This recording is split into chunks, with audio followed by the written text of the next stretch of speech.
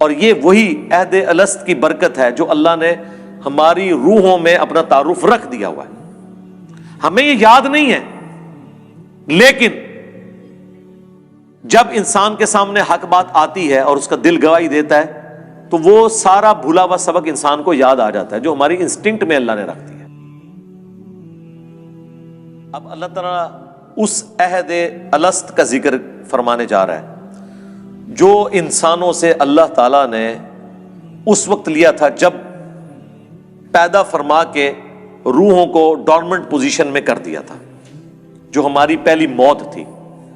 پھر دنیا میں جب ہم پیدا ہوئے یہ ہماری پہلی زندگی، اور دنیا میں جو ہمیں موت آئے گی یہ دوسری موت ہے، اور آخرت میں جو زندگی ملے گی وہ دوسری زندگی ہوگی.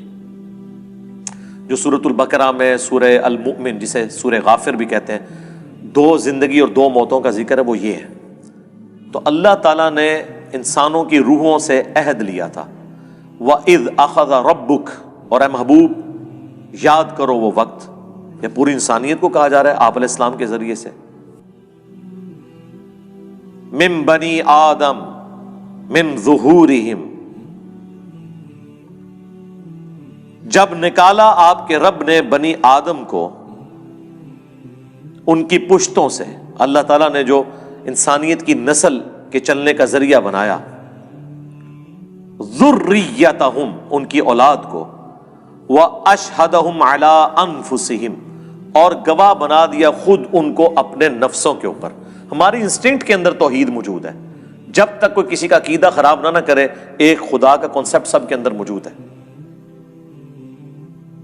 کبھی بھی کوئی انسان دوسرے انسان کو جو کھانے کا محتاج ہو، نیند کا محتاج ہو، پیشاب کا محتاج ہو، اس کو خدا کے مقابلے پہ مشکل کشا کبھی نہیں مانے گا کوئی انسان، کبھی بھی، جب تک کہ اسے کوئی الٹی پٹی نہ پڑھا دے.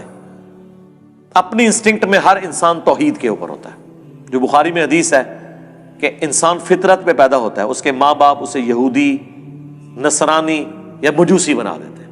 انسان پیدا فطرت کے اوپر ہوتا ہے. اور اس کو آپ ایکسٹراپولیٹ کر لیں آج کل کے دور میں کہ انسان پیدا تو مسلمان ہوتا ہے، اس کے ماں باپ اس سے بھی بڑھ کے اس کے محلے کی مسجد اسے بریلوی، دیوبندی، اہل حدیث اور شیعہ بنا دیتی ہے. اور دیکھیں کیسی جذباتی ایفیلیشن ہوتی ہے اپنے فرقے کے ساتھ، حالانکہ اس فرقے کی بنیاد صرف یہ ہوتی ہے کہ ابا جی اس فرقے سے ہوتے ہیں یا ان کے محلے میں جس مسجد سے انہوں نے قرآن پڑھا ہوتا ہے وہ اس فرقے کی ہوتی ہے. تحقیق کسی نے نہیں کی ہوئی ہوتی، اور کانفیڈنس آسمانوں بھی ہوتا ہے اپنے فرقے کی جیت کے لیے. جس طرح کرکٹ کی اور ہاکی کی ٹیمیں ایک ملکوں کی دوسرے ملکوں کے ساتھ اپنے ملک کی محبت میں کر رہے ہوتے ہیں، وہی والا حساب ہوتا ہے. علمی کوئی دلیل نہیں ہوتی، جذباتی ہوتی ہے. تو اللہ تعالیٰ فرما رہا ہے کہ بنی آدم یعنی آدم علیہ السلام کو اللہ تعالیٰ نے جب ان کا سلسلہ شروع کیا ان کی اولاد کا، تو ان کی جانوں کے اوپر وہ خود گواہ ہوئے اس بات کے کہ اللہ تعالیٰ نے ان سے یہ عہد لیا تھا. عہد الست کہا جاتا ہے اردو میں. یہ بڑا ایک مشہور یعنی ایک ٹرمنالوجی کے طور پر آتی ہے بات. وہ یہی سورۃ الاعراف کی آیت نمبر 172 ہے. الست بربکم، کیا میں تمہارا رب نہیں ہوں؟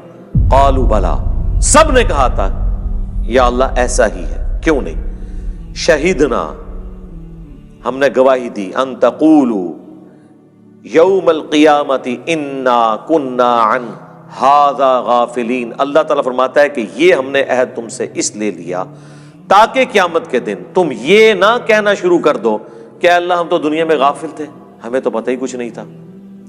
یعنی اگر کسی کے پاس کسی نبی کی دعوت نہیں بھی پہنچی ہوئی، جو اللہ نے اسے اخلاقی حص دی ہے اس کی وجہ سے ہی وہ اکاؤنٹیبل ہے.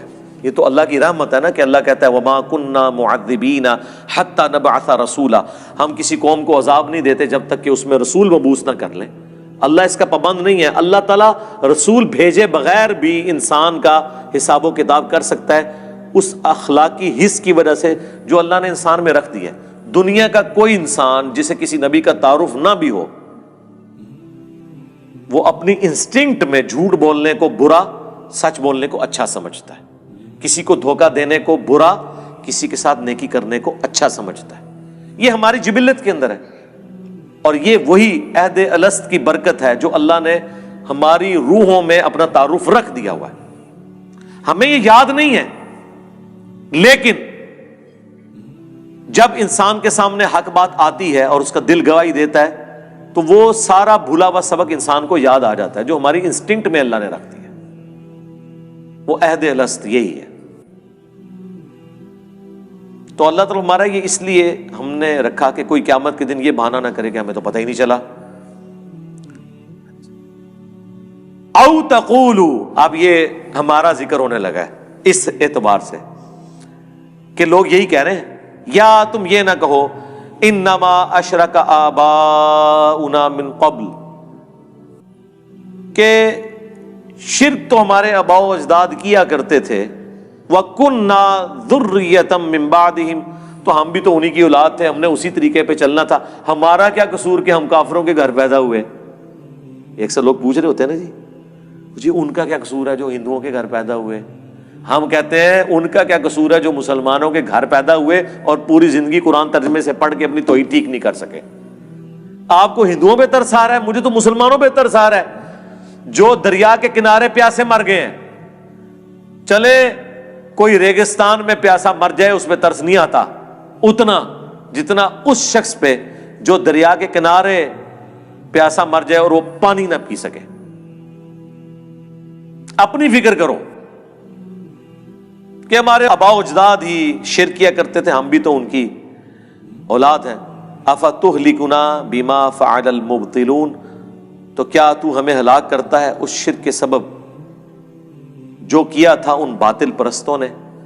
یعنی کہیں ایسا نہ ہو قیامت کے دن تم یہ کہو کہ ہم بریلوی اس لیے تھے کہ ہمارے ماں باپ بریلوی تھے، ہم دیوبندی اس لیے تھے کہ ماں باپ دیوبندی تھے، ہم اہل حدیث شیعہ یہودی نصرانی ہندو سارے، میں ساروں کو شامل کر رہا ہوں، اس وقت تو پوری انسانیت کی بات ہو رہی ہے نا، کیونکہ عہد الست کی بات صرف اس لیے تھے کہ ہمارے آباء و اجداد یہ کرتے تھے۔ اللہ تعالیٰ اس روش کو پسند نہیں فرماتا،